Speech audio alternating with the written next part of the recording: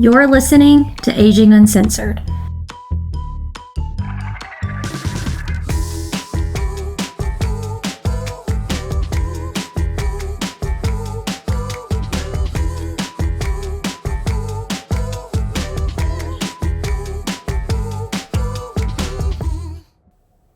Welcome to another week of Aging Uncensored, where we fearlessly navigate the highs and lows of aging and caring for older adults. I'm your host, Christy Baines, here with my co-host, Nicole Crawford, and we're excited to embark on this unfiltered journey with you. Whether you're in the prime of your life or navigating the complexities of caring for a loved one, this podcast is your safe space to explore, learn, and grow. All right, today we're going to dig deep into planning for holidays, right? So we are in October right now. We're getting towards Halloween, and then we've got Thanksgiving, we've got Hanukkah, Christmas, New Year's. We've all the family gathering times coming up. I'm never stressed in the holidays. It's my worst season. Mine too. When Christmas is finally over, I just lay on the floor and cry. Absolutely. Yes, it's like, Yes. you want to enjoy the moment. Fortunately, unfortunately, I do love traditions. I do love, all the different things that you do with your families. However, as we get older and our kids are getting older and our parents are getting older, trying to live up to what that Norman Rockwell picture is so difficult. It's impossible. Yeah. If you work full time, you have a family, you're taking or giving care to others, you can't be everything to everyone all the time. Right. You're traveling, you're trying to do all these things. And so, you know what? We're going to let people just take a deep breath. And we're going to give them a little bit of an out on having to feel like you have to live up to some expectation or standard on what you're supposed to do during the holiday. Get off of Pinterest. Get off of Pinterest. Any kind of social media that makes you feel bad about yourself. That's right. And just be you. That's right. And then, as our parents or our siblings or an aunt and uncle are going through health challenges and changes, we need to talk about how we are in the moment with them, right? So we're going to dig deep into 3 different points of holiday prep, and we're just going to jump right in. Here you go. Okay. You want to start us off with simplify? Well, no, you're the simplify. Well, I am the simplify. That's right. That's right. So my one point is simplify the holiday. Okay. What does that mean? Simplify the holiday. I have bullet points.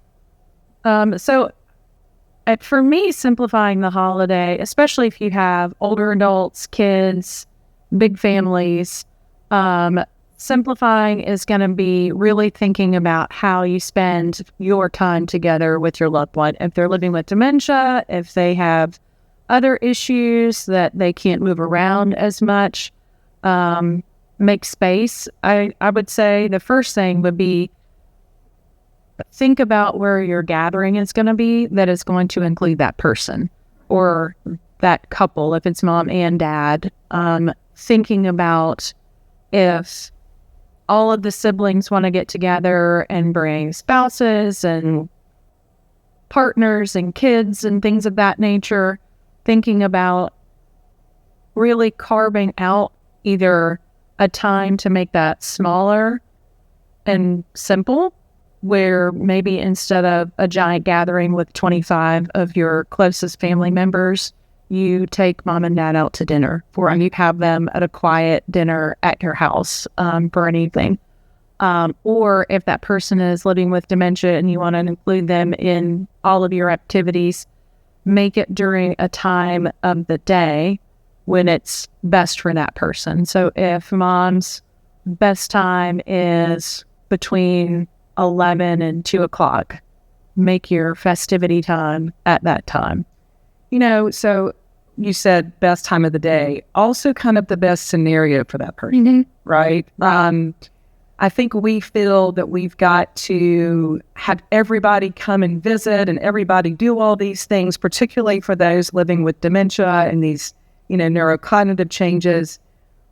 Overstimulation can be a nightmare. Yeah. So in those situations, I encourage families to have either a quiet meal, a quieter gathering, or have a space for that person that can be quieter, more one-on-one interaction.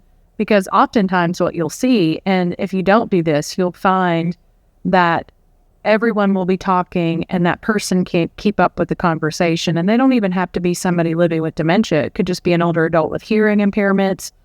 And they will just sit there quietly and watch everyone. Right. And unless you ask them a direct question and get their attention, they're not going to be part of the group.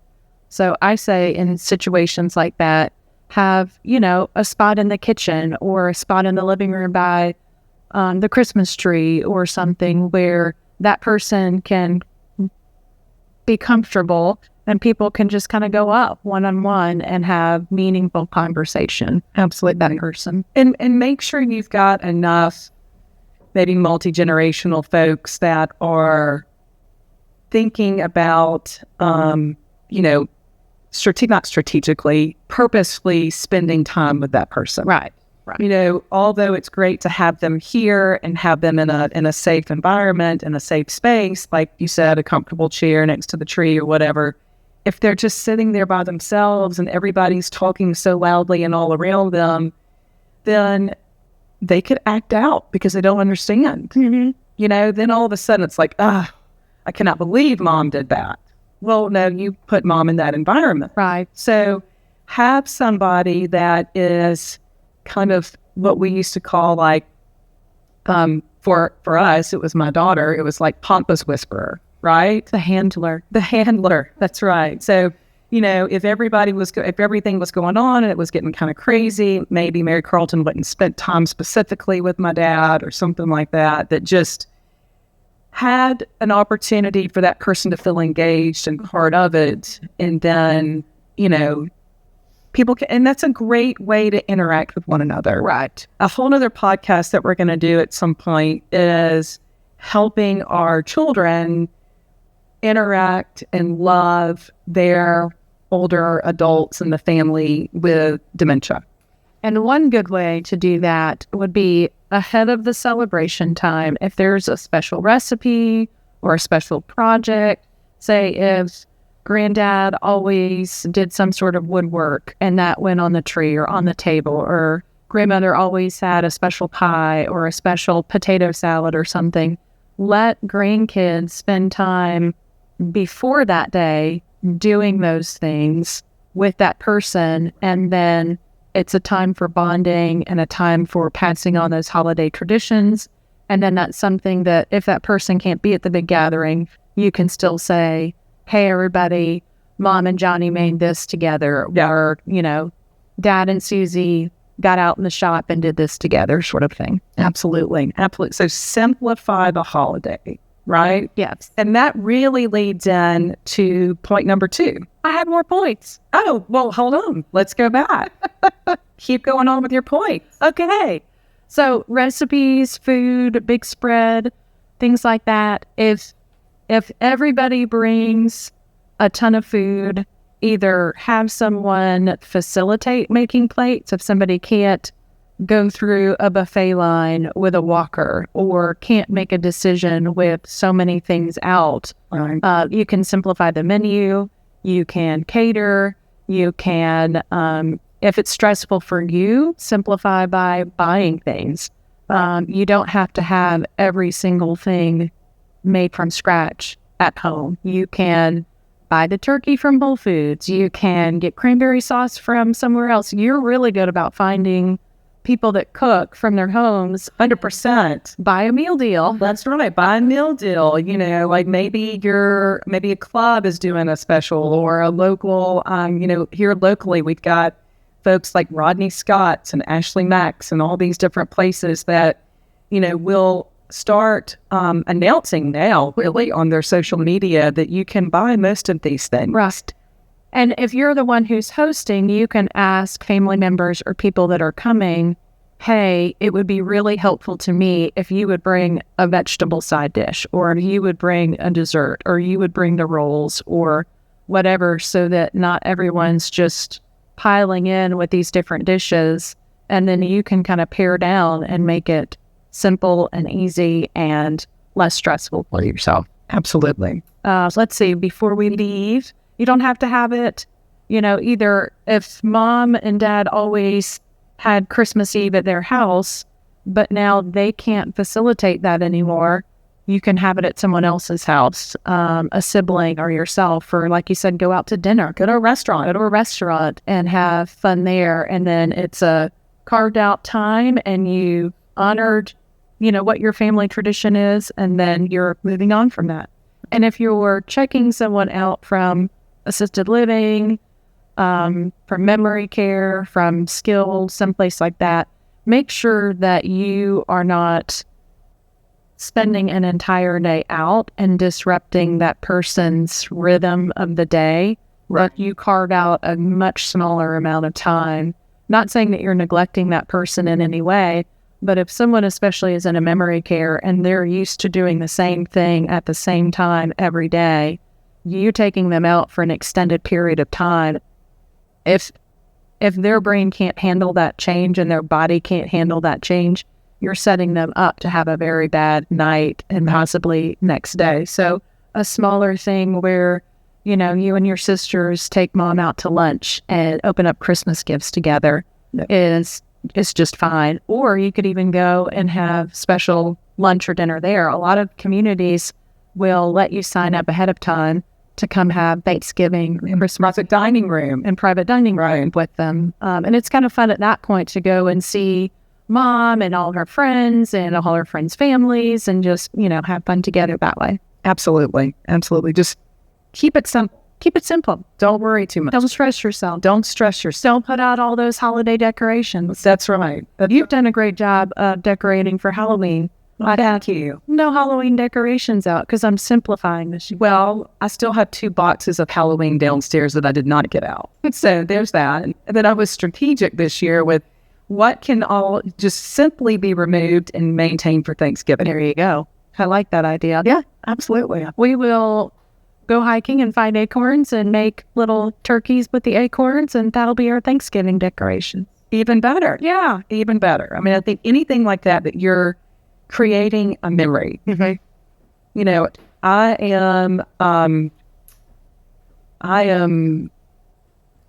I have to admit, I can get really stressed out at holidays. Me too. I can put too high of an expectation on myself. I can get stressed out that people come early. Don't come early, come late to my house, please. Anyone who knows Christy knows that she will not be on time. No, if I said for you to come between 11 and 11:30, 11:40, maybe 12 to 12 is a great time. That's right. Just understand, who you're dealing with and all this, but you do have to kind of laugh about it, and you have to kind of take a moment with it and just, so that's kind of where we're moving from simplifying the process, simplifying the holiday to be flexible. Be flexible. Our second point, be flexible and don't set too high of an expectation. For yourself or your loved ones. Right. Or your children or your spouse. Right. Or anybody. Absolutely. Sometimes I think that when I say this, parents might get a little bit of a cringe about this, but one thing that I've told my kids is sometimes you set these high expectations on yourself, and not only do you set a high expectation on yourself, a lot of times we project an expectation on someone else, right? So we expect that everybody is going to want to do the same thing that we're doing in this holiday, right? And have the same expectation. When we project an expectation on somebody else, or we set an expectation that's way too high. It's really not, it's not about like, oh, setting these goals, it's setting an expectation, then we're going to set up for failure. Mm-hmm. So I tell my family, tell my kids, if your expectation is here, take it down a notch, then take it down a notch, and then take it down one more notch. And then if your expectation is down here, again, and you're not saying that this isn't going to be a great event and those kinds of things, but now you haven't projected an unrealistic expectation on someone else. Right. And that could be anything from, we must have the traditional holiday that we've always had at this time, at this date, with these things. If you've got to pivot. It's okay. Nobody else is going to be upset about that. Right. And if they are upset, then that's their problem. They need to delay their expectations. They need to go to counseling. They need to go to counseling. Yes. There's a lot of that. That could be a whole nother episode. So, here's something else. Just be flexible, be realistic in your expectations, and know that it's totally okay and acceptable to, in the moment, if that day, someone that was bringing the sweet potato casserole and the iced cookies gets sick, well, you know what? Just go without sweet potato casserole and iced cookies. Yes. You didn't need them anyways. You did need them anyways. Yeah. If the turkey burns, order pizza. There you go. I love that idea. You know what I mean? Just be okay to be flexible.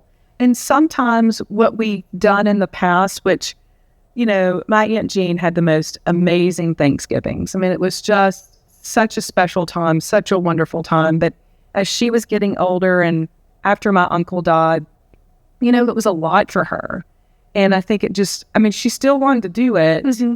But at some point, you could just see her just being worn out from it, just exhausted by it. So it's okay to kind of carve out some of So how did your family work with that? Did you try to support her in that role for a little while, or did you immediately take that responsibility away from her when you saw her struggling? What did you do? Great question. We actually really encouraged her to divide and conquer. Mm-hmm. So she was really good at asking my uncle to make the dressing and maybe the turkey. She made sure that my mom made the sweet potato casserole and maybe the green beans. And then she started carving things out, which was really good. And then just, if we say that come over, she was like me, or I was a lot like her, if she said to come around 11, appetizers might not be out till noon. And it was okay. We learned how to just kind of go and watch the football game and have a Bloody Mary or something, maybe have two, because maybe it took a little bit longer to get the appetizers out, and just kind of take a break. It's okay. Yeah. Just enjoy the moment. Yeah. And if we're going to someone's house, it doesn't have to be, you must eat at this time, you must open gifts at this time. Like, just enjoy the moment. Enjoy who you're with and just be flexible. And if you have little kids in tow, help them be flexible by, if a certain child takes a nap at a certain time of the day, find a room ahead of time where they can go and lie down and get their rest and do that sort of thing. Absolutely. Or be flexible by, if, your loved one is coming over, having cleaning products at your house, just in case. Just in case something happens. Yes. Yeah. Have a pad on your chair or, something like that. Yeah, absolutely. So, here's my tip. I just got brought into this conversation as, I think on Christy's Instagram post, I was the critic, but I like to consider myself as the biggest fan, not the critic. But I will say, following their conversation, my tip is to, yes, be flexible, but also realize that you're probably going home to somebody that doesn't want to be very flexible, like your parents. Maybe, for example, my kids like to call him Pop, likes to be on a structured schedule. When we go get together, we're going to eat at this time, we're going to play a game at this time, we're going to open presents at this time, and he wants to be on that schedule. So if you're going in with these plans of we're just going to go hang out and have conversations and talk and have a big time, be respectful for the one that wants to be on schedule and follow that schedule. Okay, so here we are talking about a lot of in the healthcare world, right? And so I know I missed some Thanksgivings and Christmases because a client needed something. But then you look at our care partners, our community staff. What about, I mean, you and I both have worked in community, so we've been there on Christmas Day, Thanksgiving night, whatever else. What is something that we could think about doing for those folks? So if you have a special bond with someone, doing something meaningful for that person, if your mom always made a certain type of cookie, making that cookie and giving it to her care partner or everybody on the floor, something like that, so that you're sharing your family tradition with them. Writing them a special note is always very meaningful.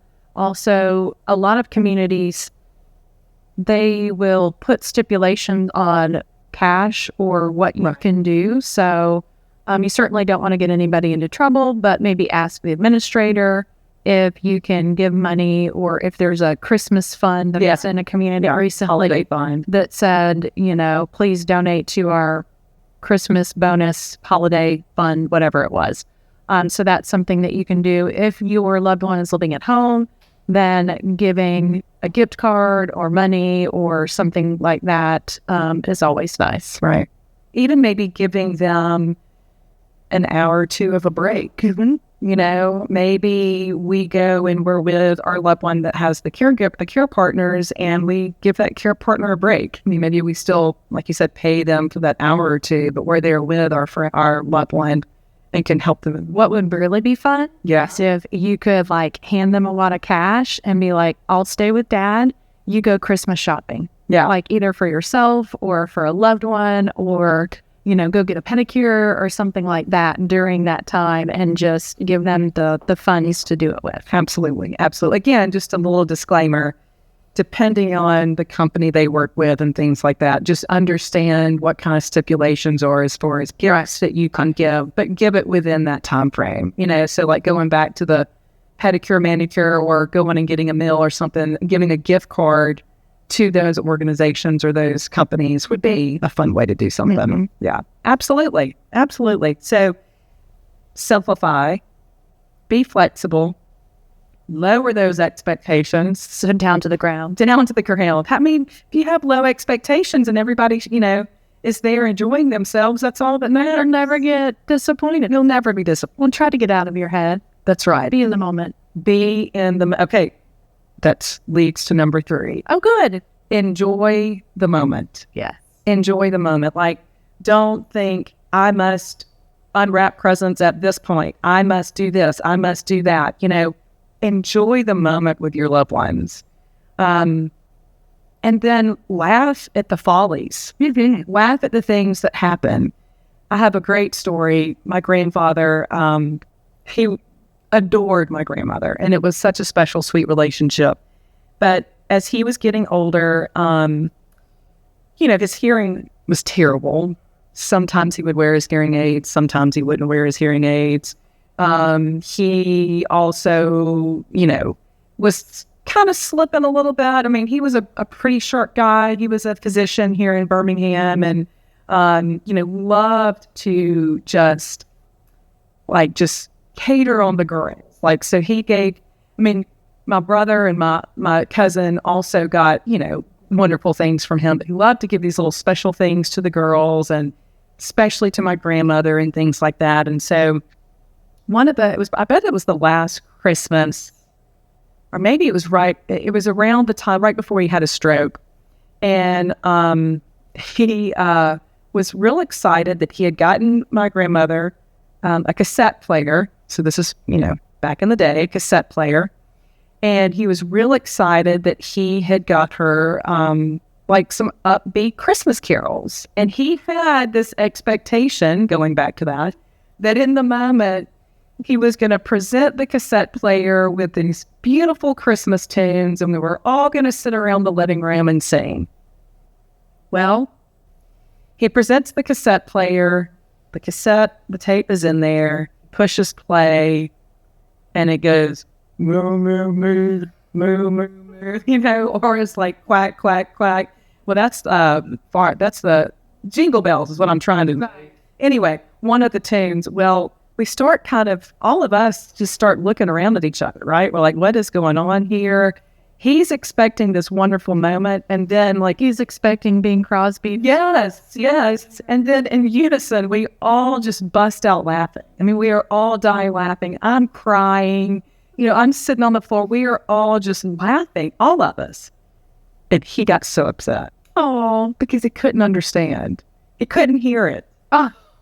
So he didn't know it was farm animals singing Jingle Bells or dashing through the snow or whatever it was, you know. So, and that is such a fun, special moment. But then we had to kind of pivot and go, oh, Papa, this was great. You know, we had to kind of cater to him a little bit or whatever else. I mean, he wasn't completely talked off the ledge, but it was such a fun moment at the time. Yeah. What he expected and what it was supposed to be was not what it was, but we wouldn't have remembered it if it hadn't been the farm hymns to Jingle Bell. Right. I love that. Yeah. So it's fun. And just, you know that in the hurriedness, the overwhelmingness, you know, trying to make sure your Christmas tree looks right and you've got the food on the table at the right time and things like that. Just take a pause. Take a pause. Yeah. Just go sit down for a minute. That's right. The dishes do not have to get done that same day. That's right. I love that. The dishes do not have to get done on the same day. They can get done later. They can. Yeah. I like to kick people out of my kitchen at that point. I'm like, leave it here. Go away. Once everybody leaves, I'll get it done. Yes. Don't need your help right now. But if you're exhausted afterwards, leave it to the next day. That's right. Absolutely. But lower your expectations. Gnomes will not come into your house in the middle of the night and do your dishes. They will still be waiting for you. That's right. That's right. And it's okay to, you know, if on Christmas morning you want to hang out in your pajamas and drink a cup of coffee till 11 o'clock, that's okay. That's okay. Right? So just know that as we go into this holiday season, one is recognize all of your family members, what's going on with all of your family members, so that we can make sure everybody's included. Number two is maybe we need to pivot. Maybe we need to change some of the things that we've normally done and do it in a different way. Maybe start a new tradition. Instead of having a giant meal on Christmas Eve, you go get Chinese. Right. Or you go order Indian takeout food or something. Absolutely. A new tradition. Absolutely. I have a beautiful example of changing. We had a family here in Mountain Brook, and their daughter-in-law from Arizona was probably the most practicing Jewish person in their family. And so they would always go to their son and daughter-in-law's house for Passover. She, after her husband died, their son, and they started to get to the point where they had dementia and more mobility issues. She would bring Passover to them. And the last Passover that she did with them, instead of doing one big Seder meal with them, she broke it up into, we'll do this part of Seder this day. We'll do this part of Seder that evening. We'll do this part of Seder the next day at a good time. Yeah. And so she made it still meaningful for them, and they still said the prayers and they still went through all of it, but it was broken down into little manageable pieces for them. And I just thought that was so honoring of them and where they were in that time, and to still bring something meaningful to them. Absolutely. And she pivoted. She maintained some traditions, but she did it in a way that was flexible for them. Right. So it's, again, as you go into these seasons, and whether right now I've got a college student, so we may have college students coming and going, if you have young kids, and especially if you've got a big family, you may have college kids and young kids all at the same time. Mm-hmm. And here's the other thing. As we get high school and college kids, it's time for us to teach the high school and college kids to clean the dishes. Yes. how to make the macaroni and cheese, how to make the macaroni and cheese, or how to set up the tables for grandpa or whatever else. They need to learn these things. They need to jump in and do these things.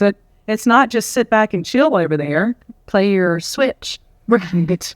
Right. I mean, you can still go have fun and go play basketball outside and do those kinds of things. But it's, especially those of us that are, in our midlife, 40s, 50s, that kind of thing. Our parents are in their late 70s, 80s. Our kids are getting older.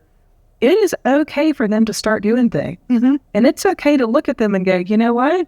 I'm going to pass the torch now. Yes. And I might go sit over here. Yes. Or like I said, if you're, especially our family, going through a transition of divorce and multiple families and in-laws and things of that nature, just being very flexible with how you spend your time, what you do with your family, and how you choose to make that meaningful. No, that's a great point. I mean, I didn't even, so what are some of the things that you're doing now? Because now you've got multiple times that your kids will be kind of going in between families and things like that. Yeah, so we worked out that my parents always have Christmas Eve.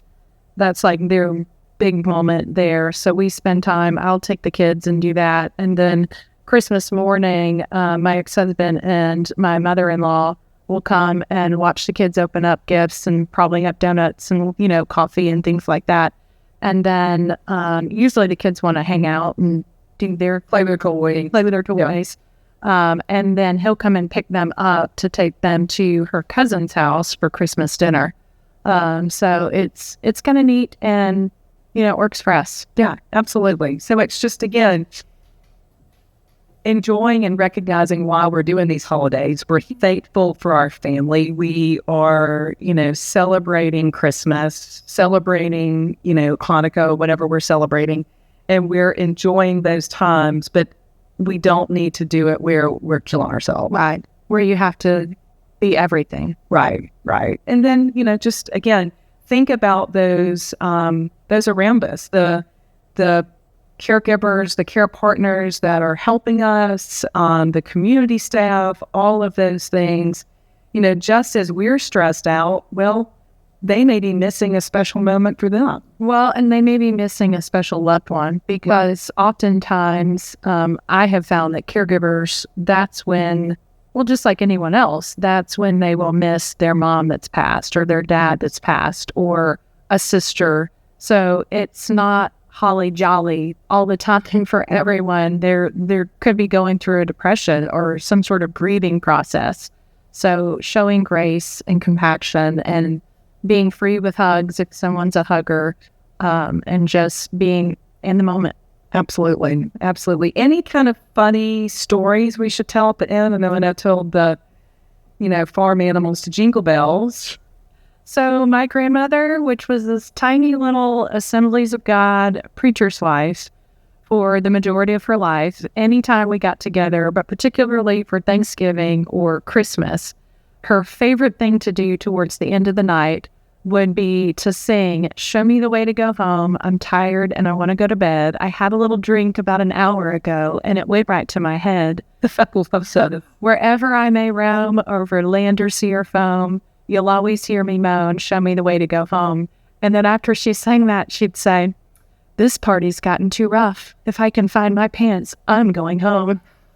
That's awesome. I need that lyric. I love it. Again, just enjoy the moments. Yes.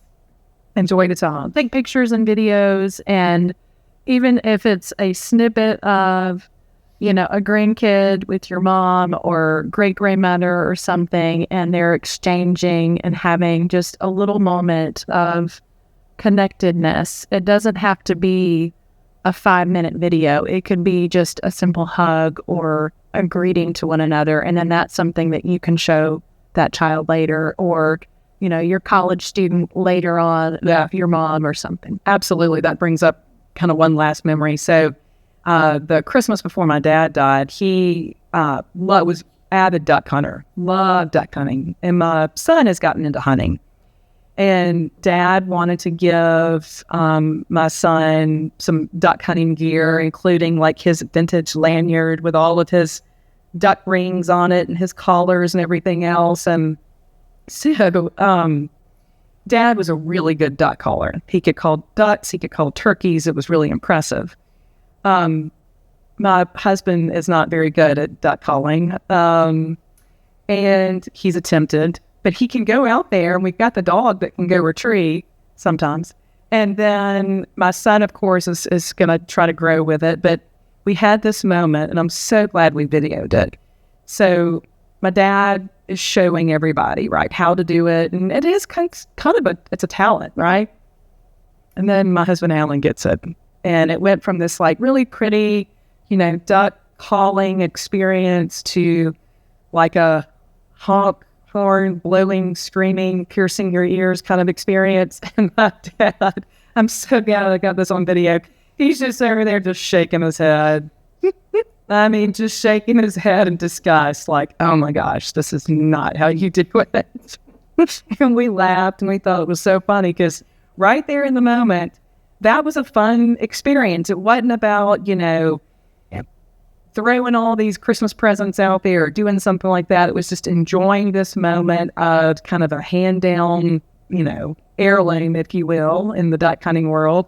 And just experiencing that situation was really fun. So I'm so glad we got that on video because that's something that we love to share and laugh about. And Alan's duck calling has not improved yet, but maybe it will one day. He is the most humble person that I know. Let me just say, he is never angry. He's so humble. And he takes it from us. He just smiles and shakes his head. Right. Exactly. Oh, you said a great thing about it's not necessarily about gifts. And I do want everyone to really think about that. You don't have to have a gift for everybody. You don't have to have a special something. You don't have to exchange gifts altogether. It's poor pocket versus poor spirit. And I always, try to get my kids to understand that it's living in the moment, loving who you're with, and being present with them. That is the gift itself of the holidays. So take that off your plate when you're simplifying and be. Absolutely. Absolutely. And then leading into our next podcast. So one thing that we just talked about is being together, right? We're together, maybe it's been a few months since we've seen some of our family members. Thanksgiving. So if I live into what we used to do is in the community, but this is like in a retirement community, but this also happens with our care management company. People go home to Thanksgiving and all of a sudden they're like, oh, wow, there's a change. We are recognizing a change. And they don't want to do anything between Thanksgiving and Christmas, right? But they're recognizing things and they want to kind of start preparing because they're recognizing that maybe, the dressing that mom always did great was not cooked and it's kind of slimy, or maybe the turkey was completely burnt and fried, or there was just a total disconnect, right? So they noticed a change. And it's hard to have these conversations. It's hard to have, conversations about what happens, mom, dad, brother, sister, when you need more care or when you need help. And so what we're going to do is talk about getting comfortable in uncomfortable situations or in uncomfortable conversations. Because talking about how do you want care, how are we going to pay for the care, what are the things to be prepared for an emergency? That's all things that we should be talking about, but it's hard for families to talk about. So we're going to, in our next episode, talk about the emergency checklist that we talk about with all of our family members, how they can put those things together and how they can start a conversation so that we're not starting the conversation during crisis mode. Right. So if you like us, I hope you like us, subscribe, follow us, Share it with your friends. share it with lots of friends. So we're on Spotify, Apple, YouTube. That's right. Else. I think those are all the three. We always want to thank our producer, Taylor, who keeps us in check. She's amazing. She is amazing. I want to be like her when I grow up. She keeps telling us, get closer to the mic. Closer. Like it. Yes. That's right. And then there's Ellen, who gives us feedback. Just so we can leave with an E on our podcast. That's right. That's right. We could share my grandmother's favorite word. Anyway, so all of that to say, like us, follow us, subscribe, send us, send to your loved ones. We've got a great friend of ours that's going to be joining our team in the next couple of months. And we're so excited because she was already like listening to the podcast and give ideas. So we're so excited what's to come. But thank you for being here today. We are so appreciative of it. And as you have well discovered, we are aging uncensored. Thank you.